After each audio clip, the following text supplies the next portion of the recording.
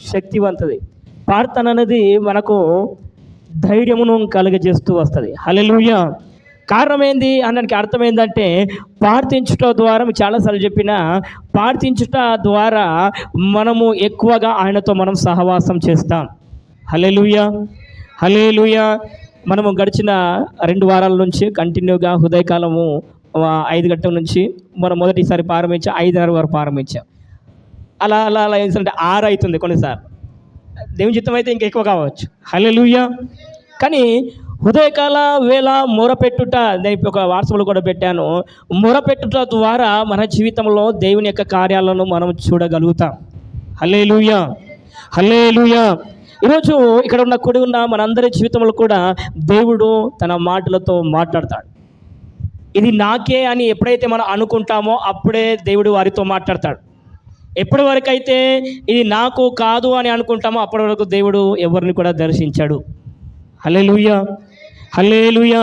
ప్రియమైన దేవుని సంగమా, ఇక్కడ రాస్తున్న మాట ఏంటంటే, మొట్టమొదటిగా ప్రార్థించుట ద్వారా ఎక్కువగా మనం ఆయనతో సహవాసం చేయగలుగుతాం.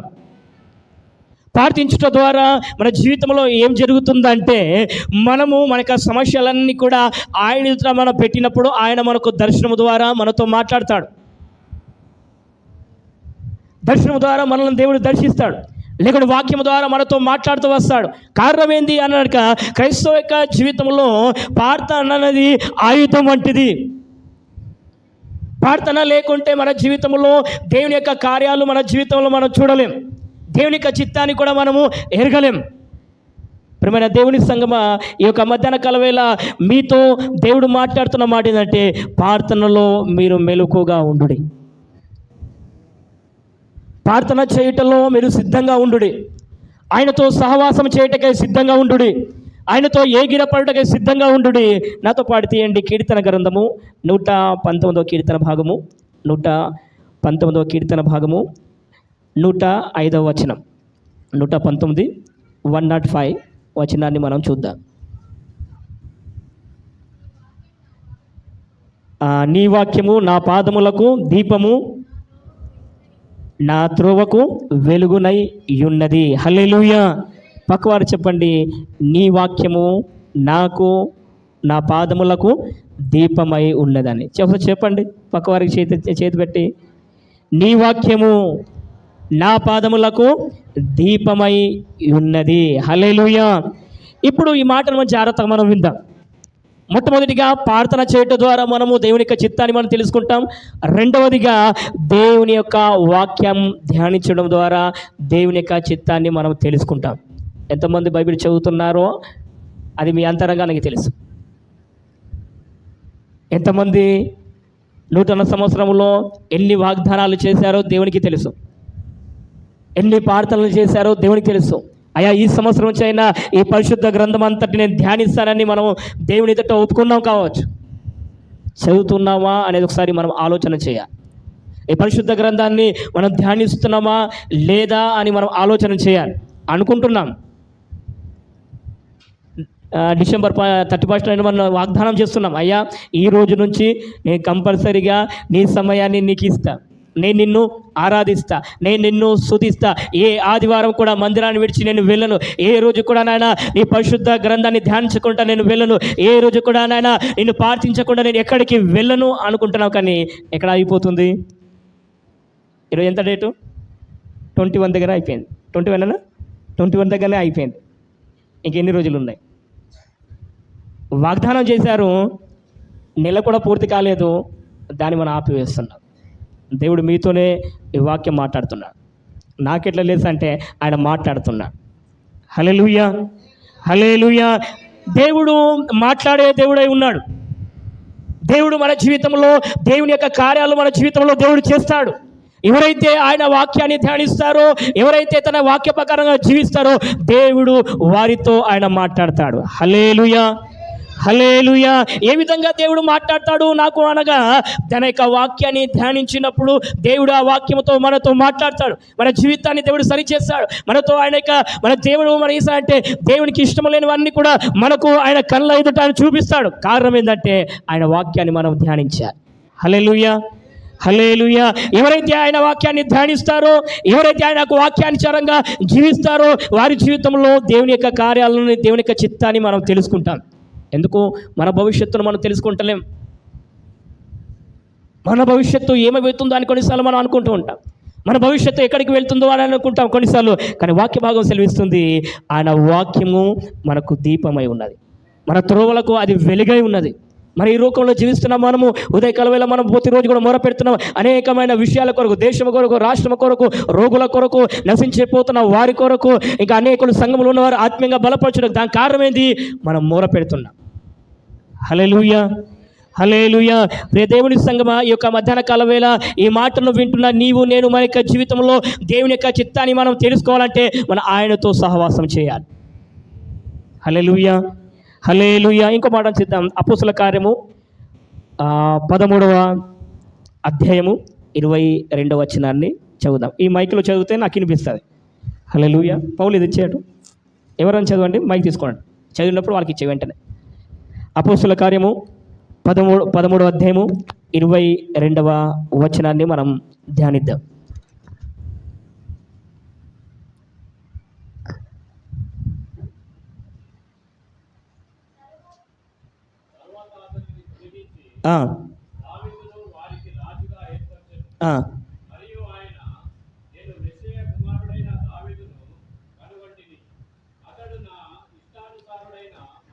హల్లెలూయా.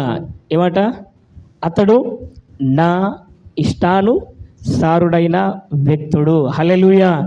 పక్కవారు చెప్పండి, నీవు దేవునికి ఇష్టానుసారుడు అని. హల్లెలూయా. నీవు దేవునికి ఇష్టానుసారుడు అని చెప్పాలి. హల్లెలూయా. రాసిన మాట అంటే దావీదుతో దేవుడు అంటున్న మాట ఏంటంటే, ఇతడు నా ఇష్టానుసారుడు.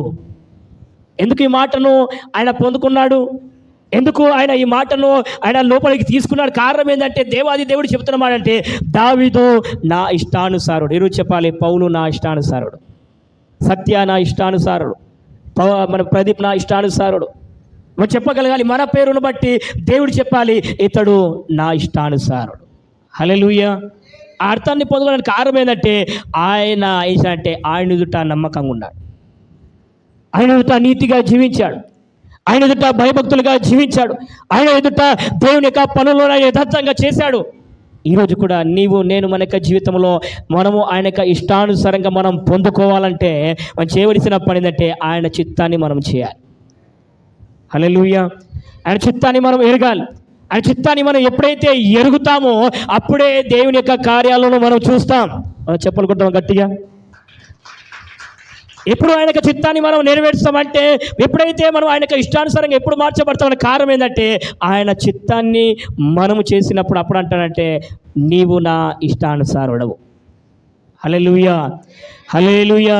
దేవుని యొక్క చిత్తాన్ని తెలుసుకునే విషయంలో అంటే మనము మొదటిగా ఆయన ఇష్టానుసారంగా మనం కనబడాలి, దేవునికి ఇష్టానుసారంగా మనం నిలబడాలి, దేవునికి ఇష్టానుసారంగా మనం కారణం ఏంటంటే, ఎప్పుడు అవి జరుగుతాయంటే ఆయన యొక్క నీతిని, రాజ్యాన్ని మొదటగా మనం వెతికినప్పుడు. హల్లెలూయా. బైబిల్ రావండి, ప్రభువా ప్రభువా అని పిలిచి ప్రతివాడును పరలోక రాజ్యంలో చేర్చబడాడు, కానీ ప్రభు యొక్క చిత్తాన్ని చేయువాడే ప్రభు యొక్క రాజ్యంలో ప్రవేశించని చెప్తాడు. ఏం చేస్తున్నాం మనం? ఒకసారి మనల్ని మనం పరీక్షించుకుందాం. దేవుని యొక్క చిత్తాన్ని మనం చేస్తున్నామా? దేవుని యొక్క చిత్తానికి మనం లోబడుతున్నామా?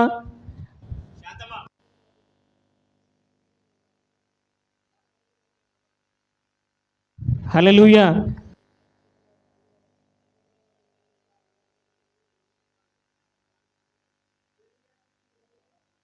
రైట్. ఇక్కడ అంటున్న మాట ఏంటంటే, దేవుడు మనతో అంటున్న మాట ఏంటో ఏమంటున్నాడంటే, ఆయన చిత్తాన్ని మనం చేయాలి, ఆయన చిత్తాన్ని మనం చేయాలి. ఆయన చిత్తం ఏమై ఉన్నది, ఆయన చిత్తము మన జీవితంలో ఏమున్నదని మనము ప్రార్థన ద్వారా మనం తెలుసుకోవాలి. అయ్యా, ఈరోజు నా యొక్క భవిష్యత్తు ఏంటి, రేపటి భవిష్యత్తు ఏంది, నా పిల్లల భవిష్యత్తు ఏంది, నా భవిష్యత్తు ఏంటి అని మనము ప్రార్థన ద్వారా ఆయనతో మనం సహవాసం చేయాలి. హల్లెలూయా.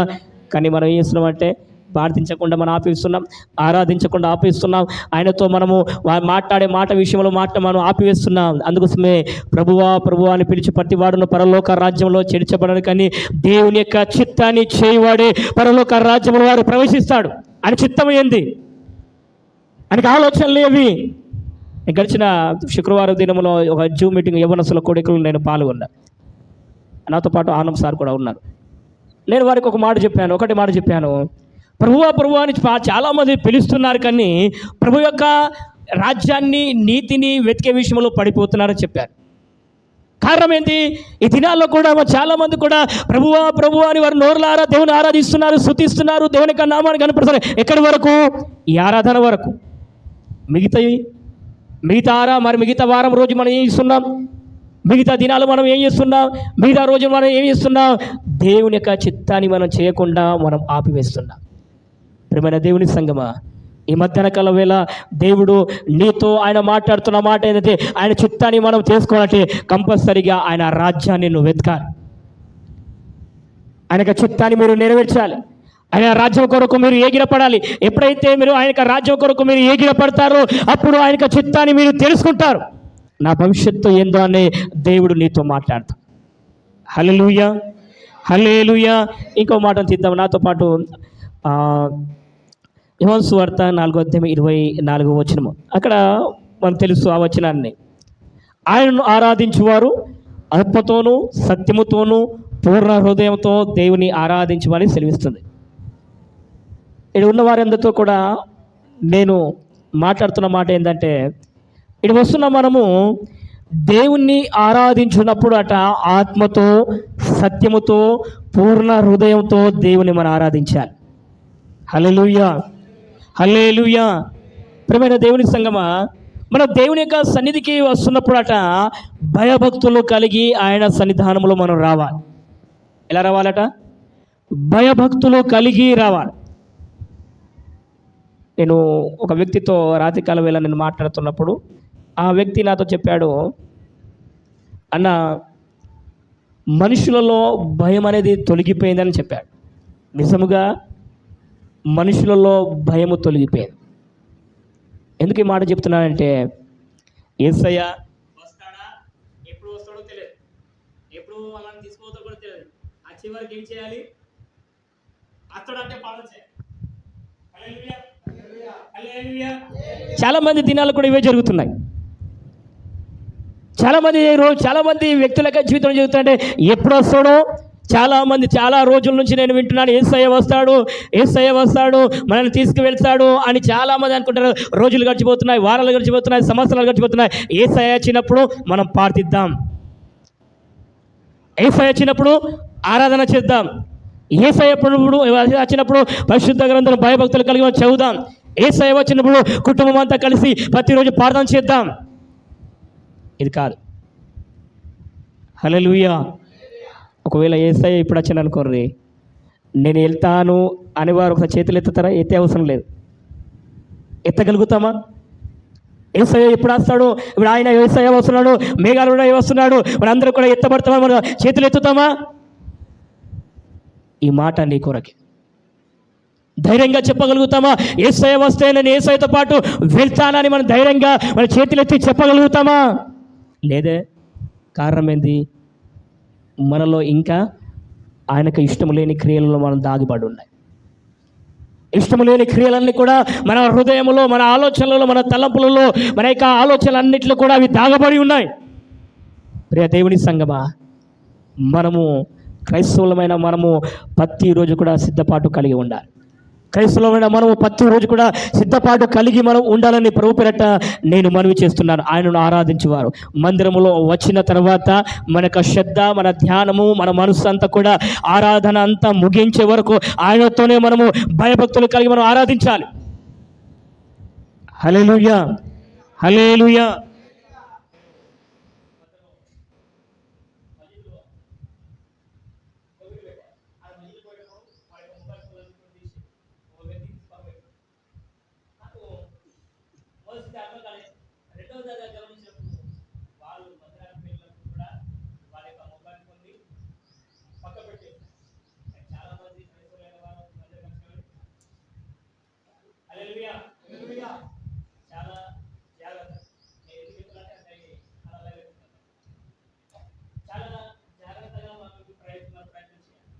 దేవునిగా సన్నిధిలో కూర్చున్న తర్వాత, దేవునితో ఉన్న తర్వాత రాత్రికాలం వేళ సహోదరుడు పౌలుతో మాట్లాడుతున్నా వారి నాన్నకు మేము మధ్యాహ్నం రాత్రికాలం 12 గంటలకు వెళ్ళాం. వచ్చిన తర్వాత 12:30 ఇట్లా అయ్యింది. నాకు నిద్ర రాలేదు. తనతో మాట్లాడుతున్నా, పౌలు జాగ్రత్త అని చెప్పిన. ఎందుకు ఈ మాట చెప్పిన అంటే, ఈ యవ్వన కాలమందు ఈ లోకంలో మనం గమనిస్తూ ఉంటే మొబైల్ ఫోన్ ద్వారా ఎంతోమంది పాడైపోతున్నారు.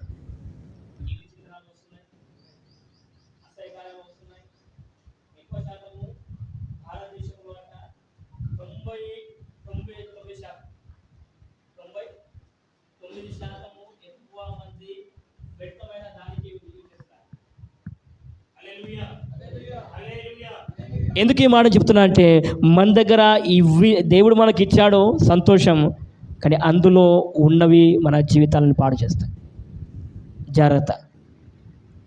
మనం అనుకుంటాం ఇది, కొన్నిసార్లు అనుకుంటాం ఇది నాకు ఏం కూడా చేయదు, నేను విశ్వాసం కలగవాడిని, నాకు ఇది చూసినాక నాకు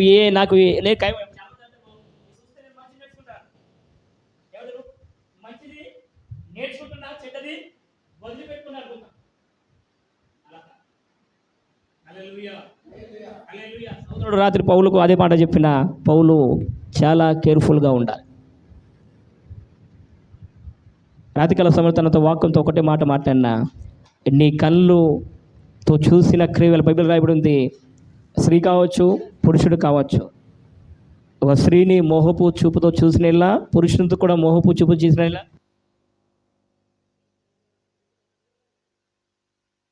సాతానుడు మనుషులను, యవ్వనస్తులను ఈ దినాలలో ఎంతో మందిని పాడు చేయటకై సాతానుడు ఎగిరపడి ఉన్నాడు.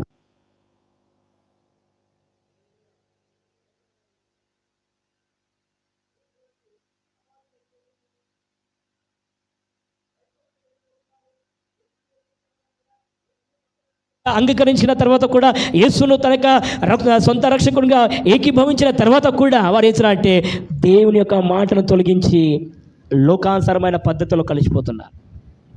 ఇప్పుడు మాట చెప్తున్నా, ఆరాధన చేసే వ్యక్తి, స్తుతించే వ్యక్తి, దేవునితో సహవాసం చేసే వ్యక్తి, కానీ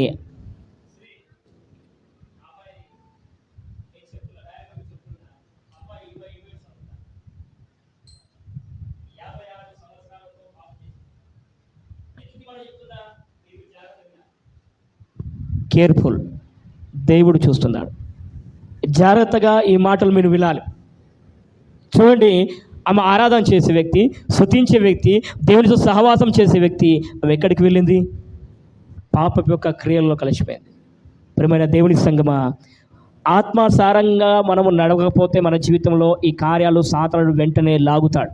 ఇంకో మాట చూడండి ఒకసారి, అపోస్తుల కార్యము 2వ అధ్యాయం 42వ వచనంలో ఉంది, నీ సహవాసం ఎవరితో? హల్లెలూయా.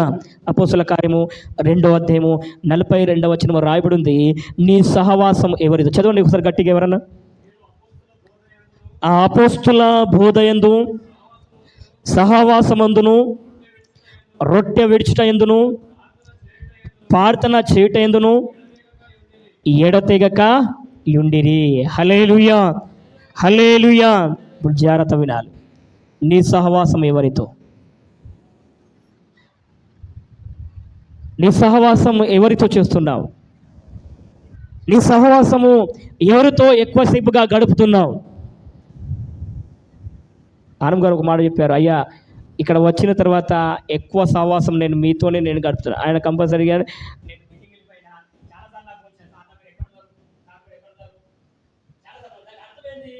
ఆత్మీయతో కలిసి ఉండుట మనకు ఆనందకరము, సంతోషకరము. దాని విషయంలో ఏముంటుందంటే, ఎప్పుడు కూడా ప్రార్థన, దేవుని యొక్క మాటలు, దేవుని యొక్క క్రియలలో చెప్పుట ద్వారా దేవుని యొక్క నామములు మనం ఘనపరచబడతాం. కానీ ఈ రోజుల్లో నీ సహవాసం ఎవరితో?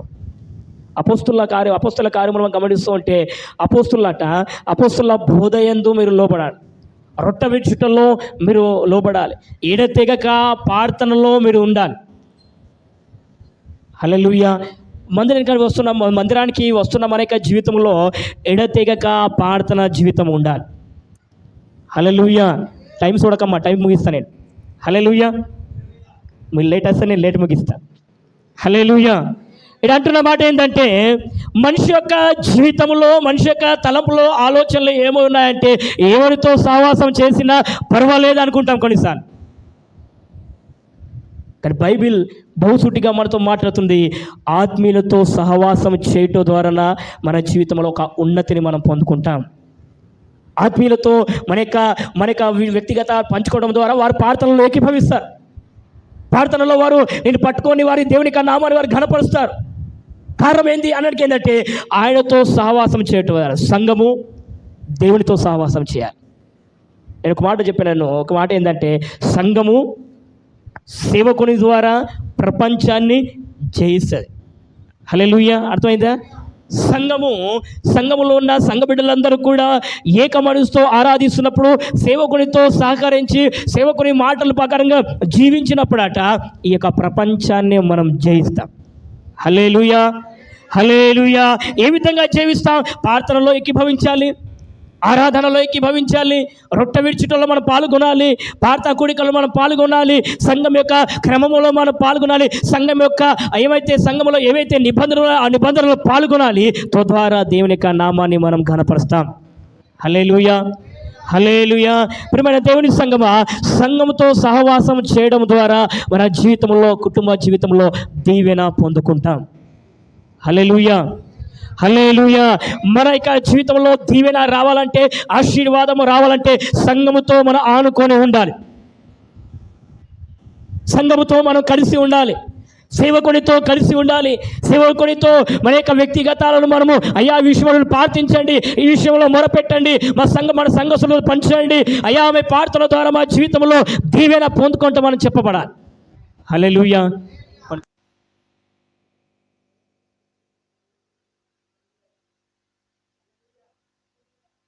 అలా చేయదు. జాగ్రత్త ఈ మాటలు. సంఘములో దేవుడు ఉన్నాడు, సంఘములో దేవుని యొక్క సన్నిధి ఉంది, సంఘములో మనల్ని ఆయన చూస్తున్నాడు. గనుక సంఘంతో సహవాసం చేయటకై ఎగిరపడాలి. అప్పుడు దేవుని యొక్క చిత్తాన్ని మనం తెలుసుకుంటాం. హల్లెలూయా. అపొస్తలుల కార్యము 15వ అధ్యాయం 40 వచనాన్ని చూద్దాం. అపొస్తలుల కార్యము 15వ అధ్యాయము 40వ వచనం రాబోతుంది. ప్రభు కృపలో లోబడుట ద్వారా దేవుని యొక్క చిత్తాన్ని మనం తెలుసుకుంటాం. దేని ద్వారా చెప్పాలి? ప్రభు కృపలో లోబడుట ద్వారా దేవుని యొక్క చిత్తాన్ని మన జీవితంలో ఏం జరుగుతుందో మనం తెలుసుకుంటాం. మనం ఇప్పుడు ఏ కాలంలో ఉన్నాం సార్? అను సార్, ఏ కాలంలో ఉన్నాం చెప్పాలి అందరూ గట్టిగా చెబుతాం. కృప కాలంలో ఉన్నాం. కృప అంటే గ్రేస్, ఇంగ్లీష్లో మంచివాడు, గ్రేస్. దాని అర్థం ఏంటంటే కృప అనే కారణం ఏంటంటే దానికి దేవుడు క్షమించేవాడు, మనల్ని క్షమిస్తూ ఉన్నాడు. పాత నిబంధనలోకి మనకు సరే వచ్చినట్టయితే ఒక వ్యక్తి పాపం చేసి ఏం చేయాలి? సరళమ్మ గారు, ఒక వ్యక్తి పాపం చేసి ఏం చేయాలి? అర్పణలు అర్పించాలి, బలి అర్పణ చేయాలి.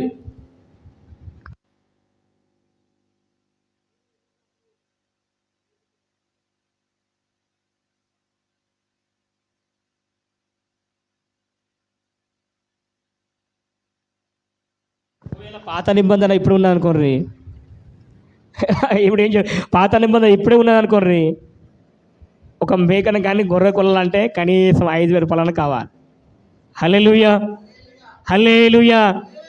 కానీ దేవుడు మన కోసం ఆయన బలిగా అర్పించాడు. గొర్రెపిల్ల అవసరం లేదు. ఆయన గొర్రెపిల్లలాగా వచ్చి ఆయన ప్రాణాన్ని నీ కోసం నా కోసం అర్పించాడు. కానీ అయినప్పటికీ కూడా మనం ఏం చేస్తున్నాం? అయినప్పటికీ కూడా ఆయన కృపను మనం పొందుకుంటలేకపోతున్నాం. అయినప్పటికీ కూడా ఆయన కృప నుంచి మనం దూరంగానే ఉంటున్నాం. ప్రియమైన దేవుని సంగమా, బైబిల్ హెచ్కెల్ గ్రంథం ఒకసారి నాతో పాటు తీయండి. హెచ్కెల్ గ్రంథము 18వ అధ్యాయము నేను చెబుతా, జాగ్రత్త విందాం. మనుషులందరూ నా వశములో ఉన్నారు, తండ్రులేమి కుమారులేమి అందరూ నా వశములో ఉన్నారు. హల్లెలూయా. జాగ్రత్త ఈ మాటలు. మనుషులందరూ ఈ ప్రపంచంలో ఉన్న ప్రతి ఒక్క వ్యక్తి ఆయన వశములో ఉన్నారు. చిన్నపిల్లలు ఆయన వశములో ఉన్నారు, యవనస్తులు ఆయన వశంలో ఉన్నారు, స్త్రీలు ఆయన వశంలో ఉన్నారు, పురుషులు ఆయన వశంలో ఉన్నారు, వృద్ధపాయ వయసులో కలిగిన వారు అందరూ ఆయన వశంలో ఉన్నారు. ఈ లోకంలో ఉన్న వారందరూ కూడా ఆయన వశంలో ఉన్నాం. ఈరోజు చెప్తున్నాం ఒకసారి, మన చేతులు మనకు గుండె దగ్గర పెట్టి, నేను ఆయన వశంలో ఉన్నా. హల్లెలూయా. నేను ఆయన వశంలో ఉన్నాను కనుకనే ఈరోజు నేను సజీవునిగా ఉన్నా. నేను ఆయన యొక్క వశంలో ఉన్నాను కనుకనే ఈరోజు నేను దేవుని ఆరాధిస్తున్నా. కారణం ఏంది? మనం ఆయన వశంలో ఉన్నాం. హల్లెలూయా. బైబిల్లో రాయబడి ఉంది, హెచ్కేల్ గ్రంథము 18:21 వచనంలో గమనిస్తున్నట్టే, అయితే దుష్టుడు తన చేసిన పాపలన్నిటిని విడిచిపెట్టి తన కట్టడలన్నీ అనుసరించి నీతిని జరిగించిన యెడల అతడు మరణము నొందడు, ఆయుష్కతముగా అతడు బ్రతుకుతాడు అని రాయబడింది. అర్థమవుతుందా? హల్లెలూయా, హల్లెలూయా. ఒక వ్యక్తి పాపము చేసిన ఎడలైతే ఆ వ్యక్తి యేసు దగ్గర వచ్చి క్షమాపణ పొందుకొని దేవుని యొక్క కట్టలను నీతిని అనుసరించిన ఎడల వాడు మరణము నొందడు, కానీ ఆ వ్యక్తి బతుకుతాడు. మనం బతికాం. హల్లెలూయా. ఈరోజు మనం బతికి ఉన్నాం. కారణం ఏంటి? మనం ఆయన ఎదుట మన పాపములు ఒప్పుకున్నాం, మన క్రియలన్నీ కూడా సమాధి చేసి వేసాం, మన యొక్క పాప జీవితాన్ని మనం సమాధి చేసి వేసాం కనుకనే ఈరోజు మన దగ్గర మనము బతికి ఉన్నాం. హల్లెలూయా. ఇప్పుడు 26వ వచనానికి చూడండి. నీతిపరుడు తన నీతిని విడిచిన ఎడల తన చేసిన పాపమును బట్టే కదా అతడు మరణము నొందును. హల్లెలూయా. ప్రియ దేవుని సంగమా, మనకు తెలుసు ఏది సత్యమో ఏది అసత్యమో, ఏది పాపమో. దేవుని మందిరానికి వెళ్ళకుంటే ఏం జరుగుతుందో మనకు తెలుసు, ఆయనతో సహవాసం చేయకుంటే మన జీవితంలో ఏం జరుగుతుందో తెలుసు. అయినప్పటికీ కూడా మనుషుడే చేయకపోతే ఏమైందిలే మళ్ళీ చేద్దాం అనుకుంటాం. ప్రార్థన చేయకుంటే ఏముంది, మళ్ళీ ప్రార్థిద్దాం.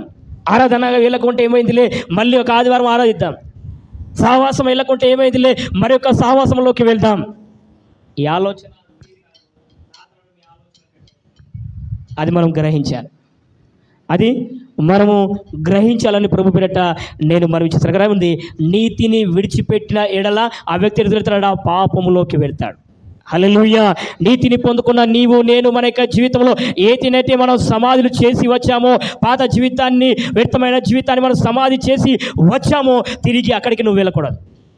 ఎక్కడికి? తిరిగి అబద్ధములకి వెళ్ళొద్దు, తిరిగి మోసపు దగ్గరికి వెళ్ళొద్దు, తిరిగి ఆచారం దగ్గర వెళ్ళొద్దు, తిరిగి దేవుని యొక్క ఆలోచనలను విడిచిపెట్టి తిరిగి లోకపు యొక్క పద్ధతుల్లో నువ్వు వెళ్ళకూడదు. అది దేవునికి ఇష్టం లేదు. హల్లెలూయా. కానీ యేసును ఎరిగిన తర్వాత కూడా చాలామంది ఈ రోజుల్లో కూడా చాలామంది ఏం చేస్తున్నారంటే తిరిగి లోకాన్ని విడిచి, తిరిగి దేవుని యొక్క మాటను విడిచి, ఆరాధన విడిచి, ప్రార్థనలు విడిచి, సహవాసాన్ని విడిచి తిరిగి వారు లోకంలో కలిసిపోయారు.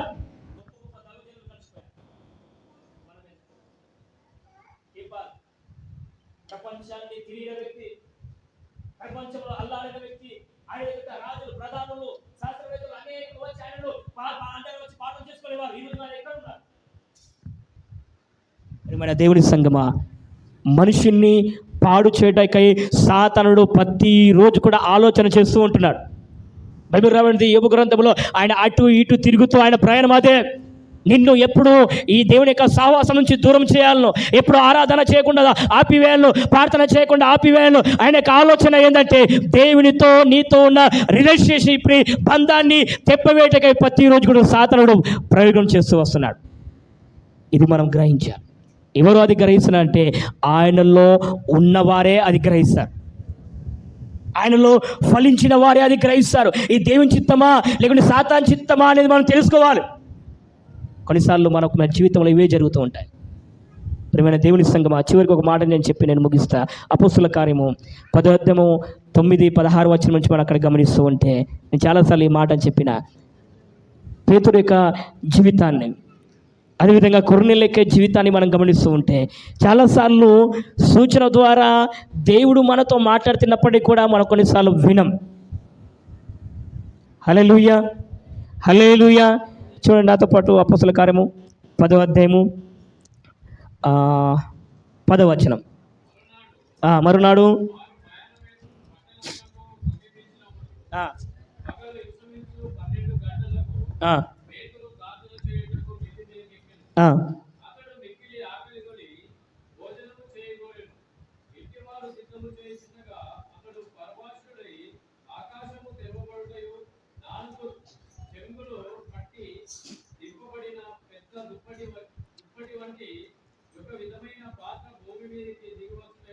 ఆ,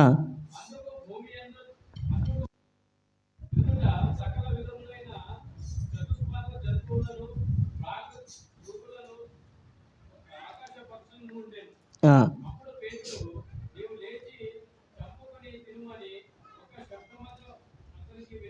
ఆ.